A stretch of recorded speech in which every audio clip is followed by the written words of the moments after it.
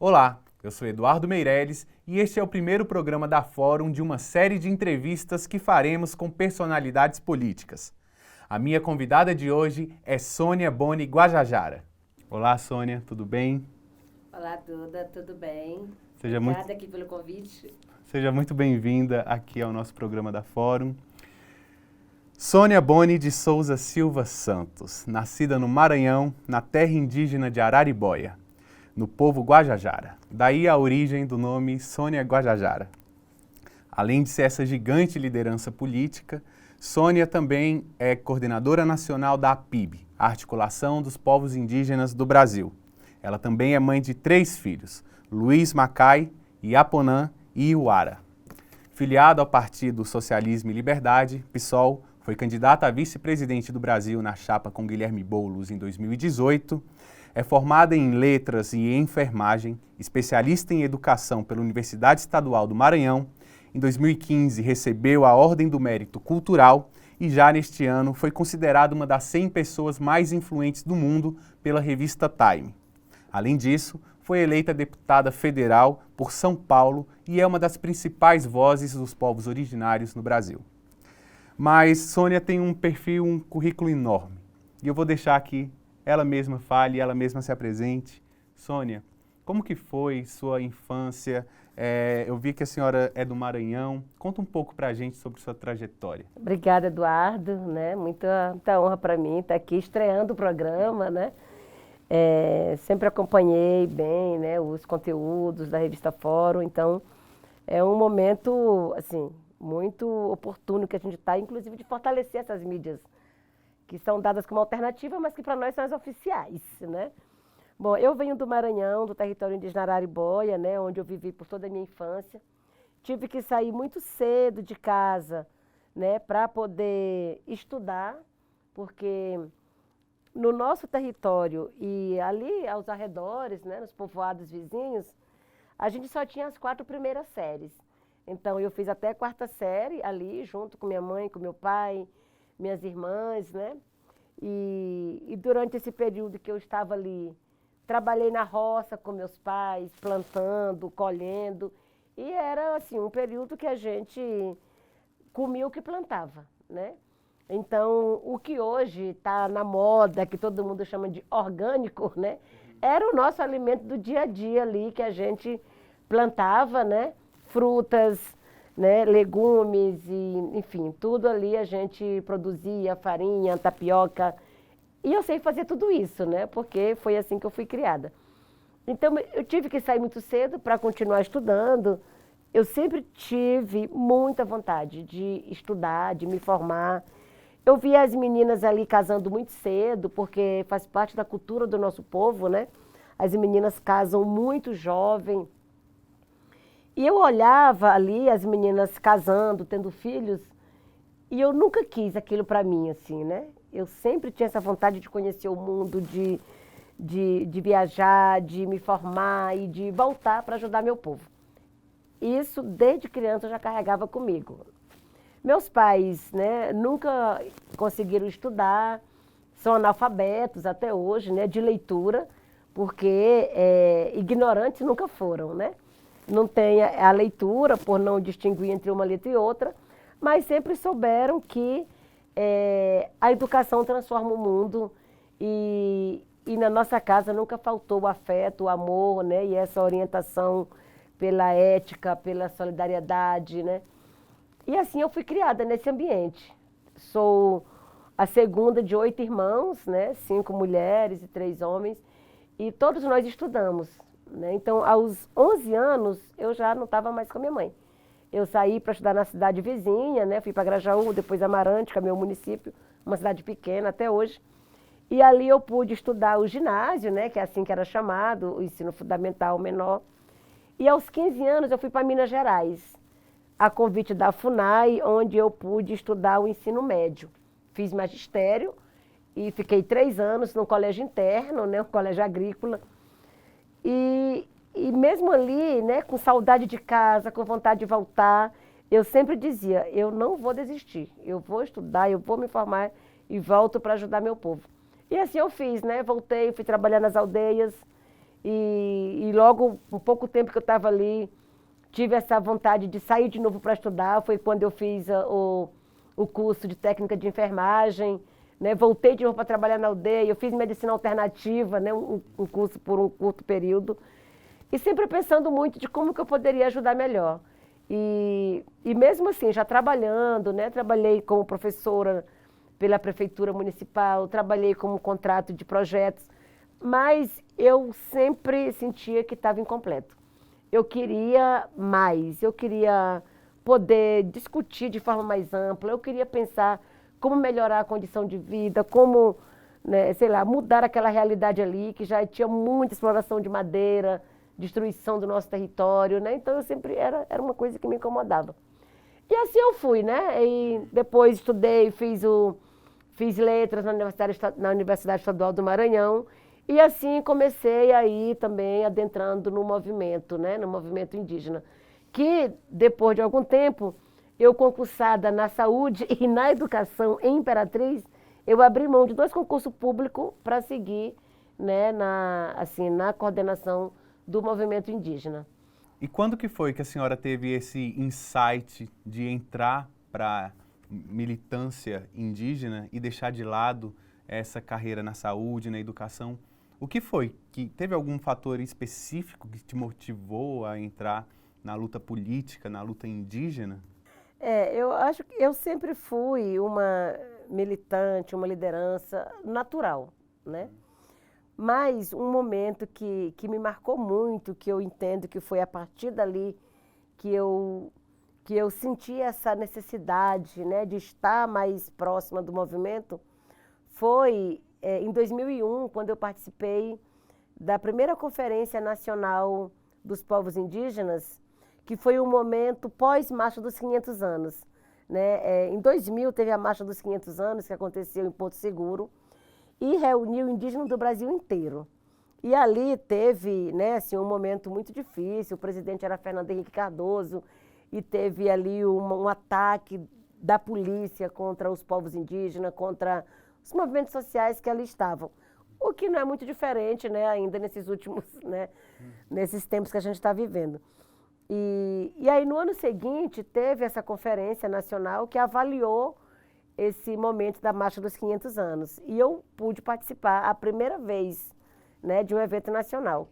E foi ali que eu comecei a observar essa luta pela terra. Né? E era uma luta muito forte que vinha principalmente dos povos indígenas do Nordeste. E aí falava já de retomada, né, do território tradicional, eles falavam da perseguição política, falavam da criminalização, falavam da violência e assassinato das lideranças que lutavam pela terra. Escutei também as lideranças do Mato Grosso do Sul, né, os Guarani Kaiowá, falando das suas dificuldades. Então, aquilo foi uma coisa que me marcou muito e que me trouxe para a luta, né, para o movimento, que foi esse desejo, né, de lutar pela garantia territorial. Porque é um direito constitucional, né, está na Constituição, o direito territorial dos povos indígenas, mas é um direito que não se efetiva, né, na prática. Então, foi a luta pela terra que me trouxe, né, assim, para estar diretamente dentro das organizações indígenas. Uhum. É muito sofrimento, né, Sônia, que os povos indígenas vêm sofrendo há mais de 500 anos, na verdade, desde o processo de colonização no Brasil. Eu queria saber também de onde a senhora tira tanta força para poder estar à frente e ter saído lá do interior do Maranhão e hoje ter se tornado uma das 100 pessoas mais influentes do mundo. Eu quero até mostrar aqui para vocês a capa da revista Time, em que a Sônia teve esse ano, né? Sônia Guajajara, as pessoas mais influentes do mundo, liderança indígena do Brasil. E puxando o gancho também dessa questão, eu queria que a senhora falasse também dessa força que te motiva, que te leva a acordar todos os dias e dizer eu vou lutar pelos povos originários, eu vou lutar pelos povos indígenas. E também que contasse um pouco sobre essa experiência de ter ido até Nova York, receber essa condecoração de ser uma das 100 pessoas mais influentes do mundo. Como que foi essa experiência? Conta um pouco pra gente. É até inacreditável às vezes, né? Assim, quando você olha para trás e lembra, né, assim, do lugar que eu venho, né, e que eu estou até hoje até, né? Porque eu nunca me desliguei da minha terra, do meu povo, né, da minha família. E é para lá que eu sempre volto, né? Eu rodo o mundo inteiro, mas é para lá que eu volto. Inclusive esse final de semana estará lá de volta, né? Depois da minha diplomação, né, em São Paulo, vou voltar para lá.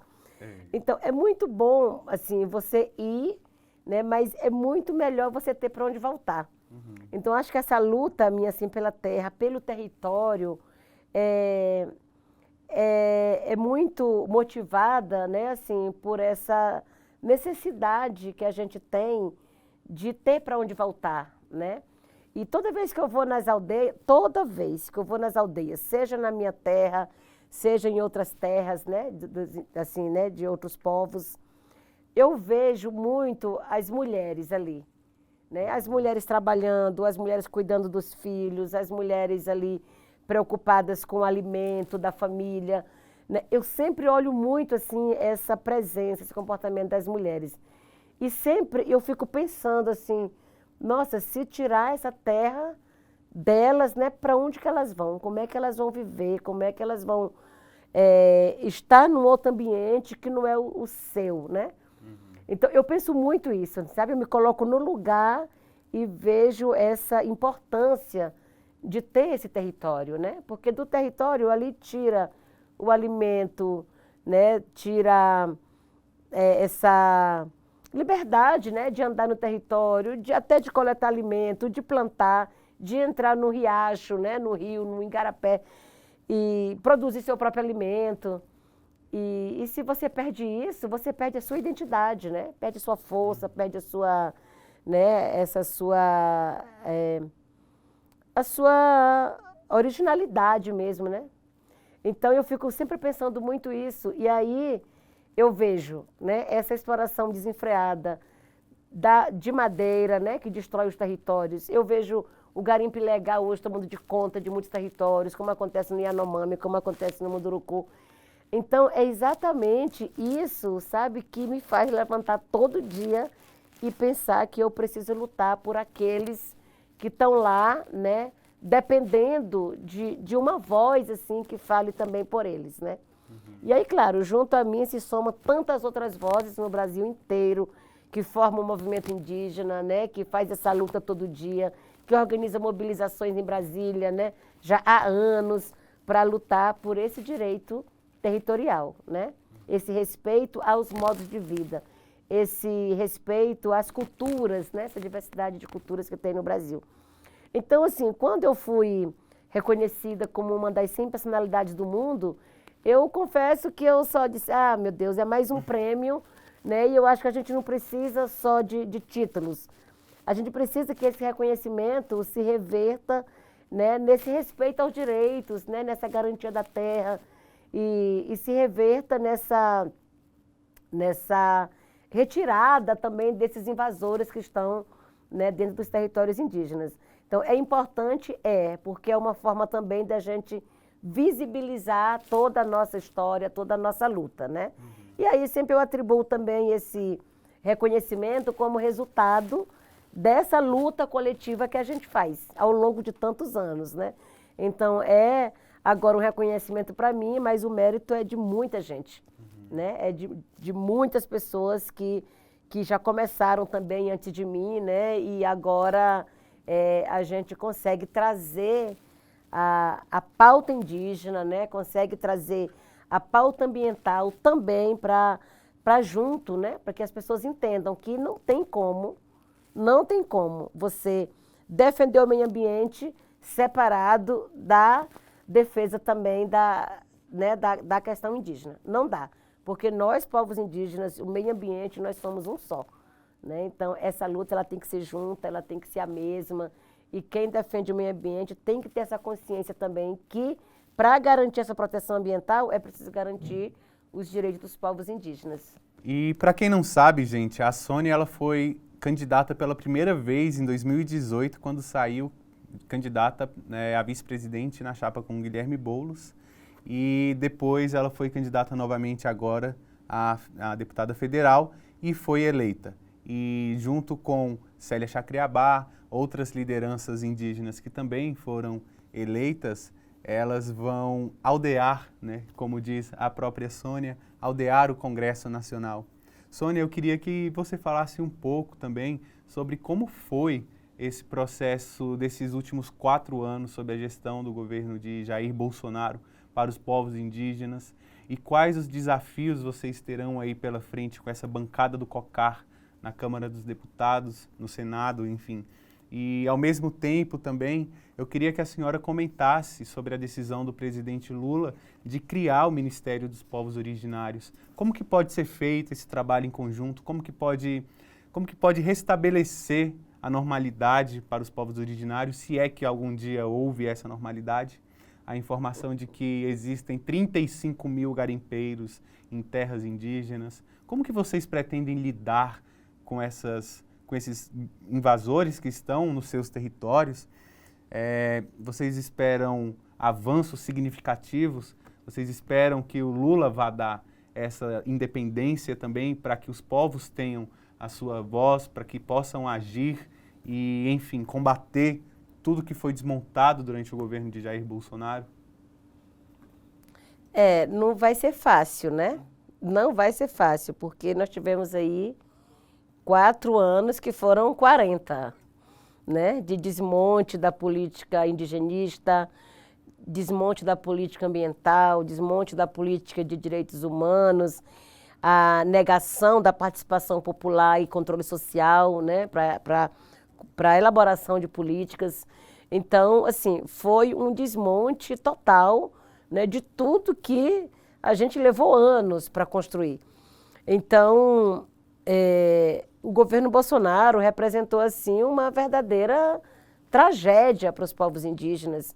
E não só para nós, né? A gente acompanhou muito aí, né, o que aconteceu no Brasil inteiro, esse aumento da violência, aumento dos ataques, né, às periferias também, né, essa autorização para matar, né, com essa liberação das armas e posse e porte de arma, né, e isso reverberou também no campo.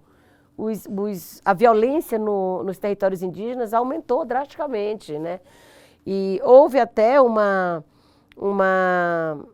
compreensão assim desses que sempre quiseram invadir territórios, de que agora estava autorizado, né? Então essas invasões nos territórios indígenas aumentou muito assim a grilagem de terra, essa tentativa até de aprovar medidas no Congresso, né, que premia invasores, como o projeto de lei 2633, que acabou sendo batizado como PL da grilagem, né?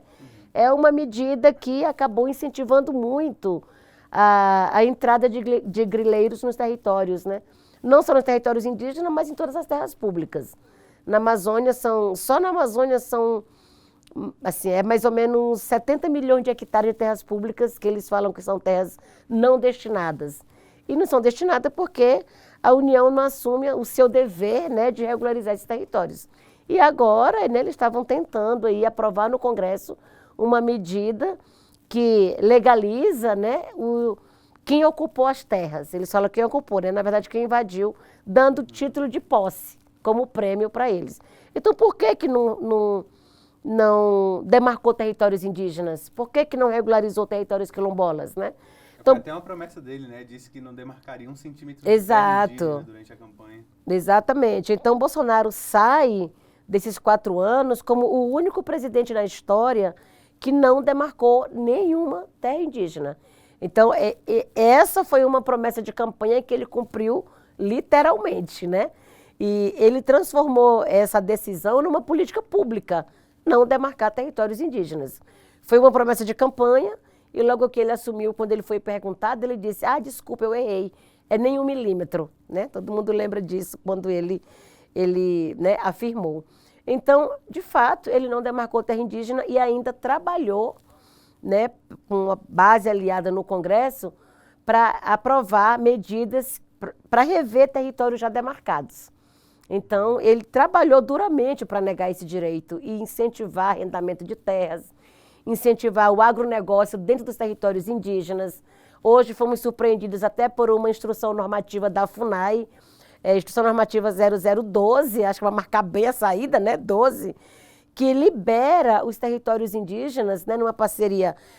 É uma instrução normativa da FUNAI e IBAMA, assinada, né, pelos dois órgãos, que permite a entrada de exploração, de invasores para exploração ilegal, para exploração de madeira. Então deixa de ser ilegal, né? Vai ser legal, já que tem uma normativa para isso. Então saiu hoje essa instrução normativa. E aí a gente já está colocando ali no pacote para o próximo presidente da FUNAI, já que é um ato administrativo da FUNAI, o próximo presidente da FUNAI revogar, né? Porque não é possível. Hoje, 16 de dezembro. Hoje, 16 de dezembro. Há menos de 2 semanas, né? Isso. Exatamente. Então, assim, é mais um absurdo, né? Desse legado aí que Bolsonaro deixa de destruição, né? De incitação à violência, né? De disseminação de ódio, que é tudo que ele fez durante esses 4 anos, né? Então, não vai ser fácil reconstruir tudo isso que foi desmontado, né? Mas nós estamos vendo também esse momento como um momento assim de muita oportunidade, né? São muitos os desafios, mas também são muitas oportunidades. É a primeira vez na história do Brasil que nós, povos indígenas, estamos participamos, né, de uma equipe de transição. Para nós isso assim é uma conquista gigante, né? E participamos de toda a discussão, né, da política indigenista. Discutimos ali a criação do Ministério dos Povos Indígenas anunciado pelo presidente Lula. Foi um anúncio ainda na pré-campanha, né, no acampamento Terra Livre. A gente estava ali com 8.000 indígenas e eu falando para o presidente Lula que a gente queria garantir a participação indígena em todos os ministérios, né? Sim, foi até um susto para o PT na hora, porque não Foi. esperava esse anúncio. Foi, um susto para todo mundo. De surpresa e falou, firma aqui o compromisso de criar o Ministério dos Povos Indígenas. Então, foi um momento muito forte ali, né?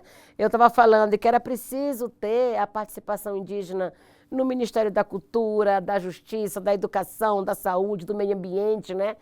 E aí a gente nem falou de Ministério dos Povos Indígenas. E ele tirou essa cartada da manga e disse, né? Vou criar o Ministério dos Povos Indígenas. Então, ali para nós, selou, né? E aí, logo em seguida, até ele perguntou para mim, ainda no final do acampamento Terra Livre, ele falou, você aceitaria ser ministra desse ministério? E aí eu falei para ele imediatamente, eu disse, presidente, esse ministério aí já é nosso.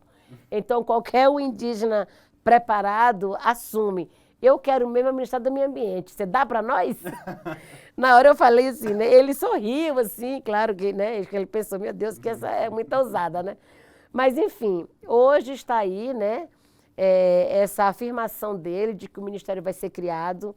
Discutimos já no GT uma estrutura para esse Ministério. Queremos trazer a FUNAI, né, na íntegra para dentro do Ministério dos Povos Indígenas, né? E nós estamos nesse momento ainda, né, assim, de fechar, consolidar essa articulação junto com as 5 regiões do Brasil, porque é uma coisa nova, precisa estar muito bem consolidado, né, com todo mundo. Então a gente apresentou ali uma estrutura do próprio Ministério, a gente traz a FUNAI para dentro do Ministério como uma autarquia, assim como o IBAMA é para o meio ambiente, né? Ela será presidida por um indígena? E ela será presidida por um indígena, assim como a Secretaria Especial de Saúde Indígena. A CESAI. Também a CESAI, né? Agora a nossa defesa é que seja conduzida também por um indígena ou uma indígena, né? Então, assim, para nós é um novo momento. Durante, né, todos esses anos, a gente se negou a participar da estrutura de Estado. A gente não queria participar, a gente sempre dizia que não, a gente não estava, assim, preparado para assumir esses cargos, não porque não tivesse a qualificação, mas porque o Estado não estava preparado para ter uma condução desses órgãos por nós indígenas, porque era mais uma forma até de querer demonstrar incapacidade, né? Se não tem condição, se não tem estrutura, a gente não ia conseguir fazer um trabalho bem feito. E agora não é que tem essa estrutura, mas tem essa vontade política, tem esse espaço, né, para a gente chegar ocupando todos esses lugares que foram conduzidos por não indígenas, não fizeram muito bem, né? Então, por que a gente não pode assumir agora, né? Então, nós estamos nessa defesa, propomos isso já no nosso relatório, né, do grupo de trabalho, para que a gente possa assumir todos esses espaços. Sônia, e eu quero te fazer uma pergunta muito especial e eu gostaria que a senhora fosse sincera. Você vai ser ministra dos povos originários? Olha, eu estou esperando esse convite, né? Estou esperando. A PIB, assim, sabiamente apresentou uma lista tríplice ao presidente Lula. Foi uma forma também da gente exercitar essa democracia indígena, né? Porque se tem uma pessoa do Nordeste que estava sendo também indicada pela sua região, né? Tem uma pessoa da Amazônia que estava sendo indicada pela sua região, né? Tem uma pessoa que estava indicada assim por partidos e também, né, por outros coletivos. Nós entendemos que era importante juntar, né, esses nomes e entregar ao presidente Lula, até para garantir que quem for assumir seja uma pessoa vinculada ao movimento indígena. Quais são esses três E não nomes? correr o risco de vir outra pessoa somente por meio da articulação partidária que não tem nenhum vínculo com o movimento indígena, né? Então a gente decidiu ali, em comum acordo, que a gente apresentaria esses três nomes, né? Que está o meu, está o da deputada Joênia, né? E do Veibe Tapeba, que é um vereador, advogado, né? Lá do Ceará. Então nós estamos aí compondo essa lista tríplice também, com esse acordo entre nós, que aquele ou aquela que foi indicada vai, né, ser a ministra ou o ministro e que nós todos vamos apoiar.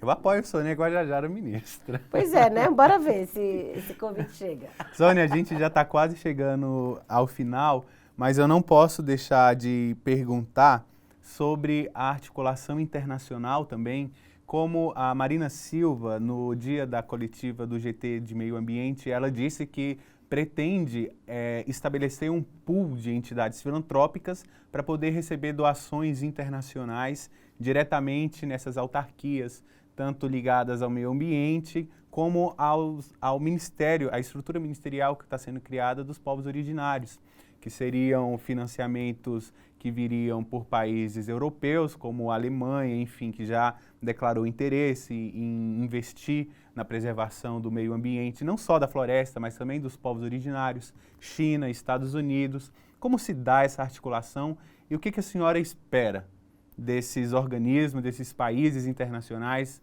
para a preservação da floresta, do meio ambiente e dos povos originários? Então, a gente já tem uma experiência enorme nessa relação com a cooperação internacional. Na década de 90, quando aconteceu a Eco 92, houve ali um acordo, né, internacional que era preciso proteger o meio ambiente, né, de maneira urgente. Então, houve ali uma cooperação da Alemanha, da Inglaterra e Brasil, né, para demarcar territórios indígenas. Então, na década de 90, tem até um dado aí que sempre as pessoas trazem, né, que o Fernando Henrique foi o que mais demarcou terra indígena, Fernando Collor foi o que, proporcionalmente, o que mais demarcou. Mas, naquele período, né, houve uma pressão internacional para proteger a Amazônia, então veio esses recursos, né, internacional para demarcar territórios indígenas, como uma das formas de garantir essa proteção. Então, ali houve esse programa que chamou PPTAL, né, que é Programa de Proteção de Terras na Amazônia Legal. E aí, dentro do PPTAL, a gente criou um componente indígena que chamou PDPI, Projeto Demonstrativo de Povos Indígenas. E esse recurso vinha de forma tripartite. Era uma articulação entre o governo brasileiro, o movimento indígena e a cooperação internacional. E a gente fazia parte aí dessa discussão, né, para destinar esse recurso. Deu muito certo e agora a gente apresentou na estrutura do Ministério Indígena o FBI, novidade, né? FBI é Fundo Biomas Indígenas, que é um lugar ali que vai captar, né, e vai gerir esses recursos, tanto nacional quanto internacional, né, para além do orçamento público. Então, não é um recurso que vai contar no orçamento público do Brasil, mas que vem de fora para a gente poder implementar as ações da política indigenista, né, garantindo a proteção ambiental para todos os biomas brasileiros. Então, nós temos todo o interesse também, a gente já começou, inclusive, essa conversa com a Embaixada da Alemanha, com a Embaixada do Reino Unido e com a Noruega. Já fizemos ali, entendendo que o Fundo Clima, o Fundo Amazônia, né, e outros fundos aí que virão, eles precisam também trazer uma fatia, né, para dentro do Ministério, para dentro desse fundo, né, para a proteção dos biomas. As grandes potências como Estados Unidos e China também poderiam contribuir? Sim, Estados Unidos nós estamos já conversando com a embaixada, né? Inclusive para esses dias tem aí já um encontro marcado para conversar também como que o governo dos Estados Unidos pode apoiar de forma direta também as organizações indígenas. Porque a gente sabe que tem já uma relação, né, com o governo. E que os recursos que vêm de outros países, eles precisam vir por uma via pública, né? E aí a gente, claro, agora com o Ministério, a gente quer que venha, assim, para o fundo, né? Mas que também possa fortalecer as nossas organizações. Para a China, a gente tinha uma jornada marcada para a China em 2020. Estava tudo muito programado, assim como em 2019 nós realizamos uma jornada pela Europa, né? Que chamou Sangue Indígena, Nenhuma Gota Mais. Então, a gente visitou ali, a gente percorreu 12 países, 25 cidades, né, em 35 dias. E ali a gente conversou com representantes de empresas, sensibilizando, né, chamando para essa responsabilização social e ambiental, né, esse respeito aos direitos humanos. A gente conversou com o Parlamento Europeu, com a sociedade civil, e aí a gente pretendia repetir essa jornada em 2020 na China. E aí chegou o coronavírus, né, vindo de lá, a gente não pôde ir, mas a gente pretende retomar, né, essa articulação e promover esse diálogo também com a China, porque se eles são parte, né, dessa destruição do meio ambiente aqui no Brasil, eles também precisam apresentar parte da solução. E aí uma delas é também reforçar esse apoio, tanto financeiro, né, para ajudar na proteção da floresta, como também assumir uma responsabilidade, né, assim, na cadeia produtiva, né, e aí ter ali uma lei que possa garantir essa rastreabilidade sobre a compra, a venda ou financiamento de produtos, né, que saiam aqui do Brasil.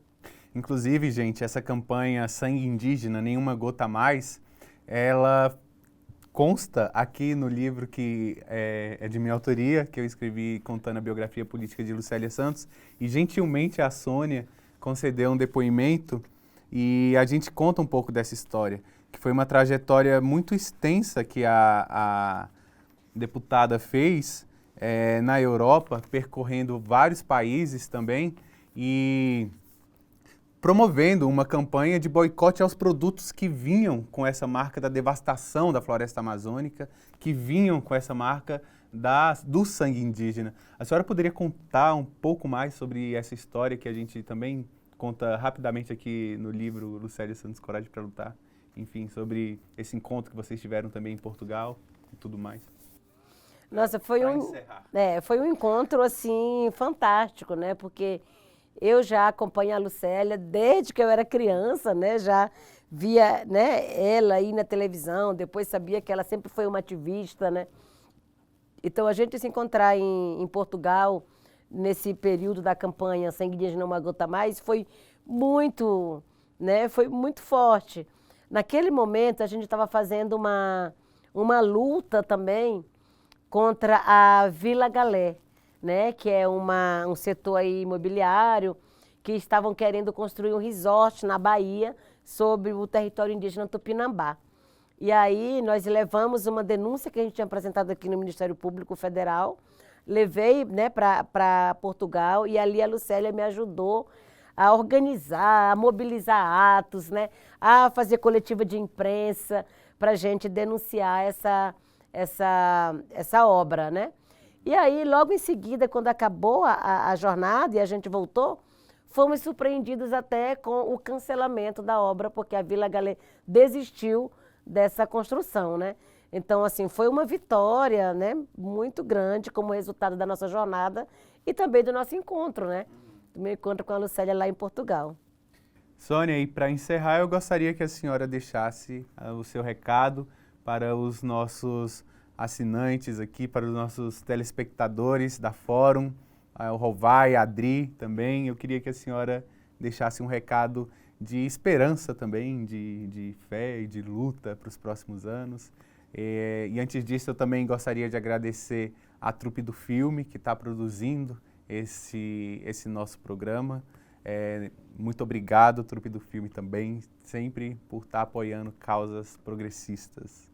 É isso aí, gente. Eu quero agradecer muito aqui pela oportunidade, né? Acho que nós estamos num momento ímpar, assim, nós indígenas da nossa história e o povo brasileiro nesse momento de retomada da democracia, né? É um momento que todo mundo está muito esperançoso. Sabemos que não vai ser fácil, são muitos os desafios, mas a gente precisa estar muito junto, né? É um momento que eu acho que a sociedade civil precisa continuar organizada, mobilizada, né? Porque o bolsonarismo está nas ruas ainda também, tentando inclusive impedir a posse de Lula, né? Contestar o resultado de eleições, mas isso daí já está superado, né? Eles estão aí com esse barulho todo, mas a gente sabe que a gente já ganhou, vamos fazer valer isso, mas muito cuidado, porque eles continuam imperando a violência, né? E ataques, e a gente precisa se resguardar. Mas quero falar também que esse momento para nós é um momento de literal transição. Nós estamos na transição de governo, né? Nós indígenas estamos numa transição também de participação do movimento indígena, né? E esse aldear a política, né? Foi uma proposta que deu certo. Conseguimos eleger 2 mulheres, né? Mulheres indígenas para o Congresso Nacional, né? Nessa articulação com a PIB e com a AMIGA, que é a Articulação Nacional das Mulheres Indígenas. Então, agora, nós queremos, assim, aldear não só o Congresso, mas aldear também o Executivo, né? Aldear a política.